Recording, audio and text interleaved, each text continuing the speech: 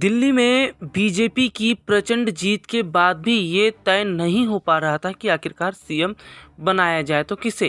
हालांकि कई नामों की चर्चा तो हो रही थी, लेकिन ऐसे में आखिरकार बीजेपी ने सीएम पद को लेकर बड़ा फैसला सुना ही दिया।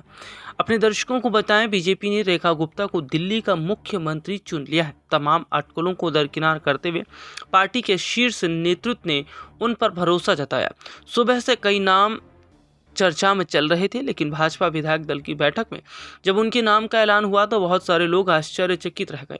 हालांकि बाद में सबने उन्हें बधाई दी, लेकिन सबके मन में एक ही सवाल होगा कि आखिरकार बीजेपी ने सीएम कैसे चुना, बायोडाटा में क्या क्या देखा। लेकिन अपने दर्शकों को बताएं कि सोच समझकर पार्टी ने ये फैसला लिया है, और जो फैसला लिया है इसे सर्वसम्मति से लिया गया। बीजेपी नए चेहरों को मौका दे रही है। पार्टी के दिग्गजों को हटाकर कम उम्र के नेताओं को जिम्मेदारी सौंपी जा रही है। नए नेताओं को मौका मिल रहा है। गुजरात, मध्य प्रदेश, छत्तीसगढ़ समेत जहां भी चुनाव हुए वहां यह देखने को मिला है। यह दिल्ली में भी हुआ। बीजेपी के किसी सीएम पर करप्शन का दाग नहीं।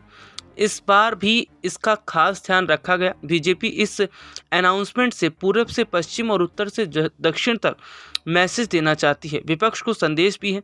ऐसे नेता जिन्हें पद का लालच नहीं और जो जनता के सेवक की भावना के तौर पर काम करते हैं, उन्हें ढूंढकर बीजेपी सामने ला रही है।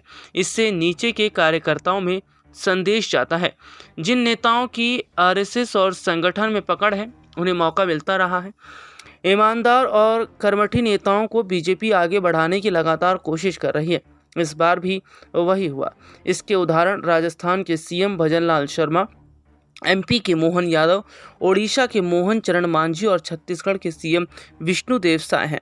बीजेपी के सीएम चुने जाने का तीसरा मानक देखा गया लोकप्रिय चेहरा होना चाहिए। योगी आदित्यनाथ, देवेंद्र फडणवीस जैसे कई उदाहरण सामने आए। दिल्ली में कोई बड़ा चेहरा नहीं था, लेकिन साफ छवि और कार्यकर्ताओं के बीच पकड़ की वजह से इस बार नया सीएम चुनने में बीजेपी की जो राह है वे आसान हुई। पीएम मोदी और गृह मंत्री शाह की जोड़ी फैसला लेते वक्त बीजेपी की समर्पित कार्यकर्ताओं को बड़ा मौका देती रही है। अपने दर्शकों को बताएं, रेखा गुप्ता शालीमार बाग से चुनाव जीतकर दिल्ली विधानसभा चुनाव पहुंची।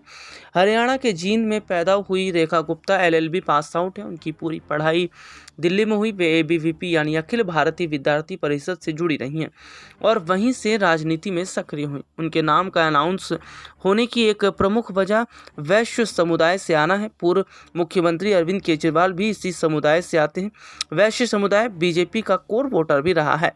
रेखा गुप्ता को संगठन में काम करने का अच्छा खासा अनुभव भी है।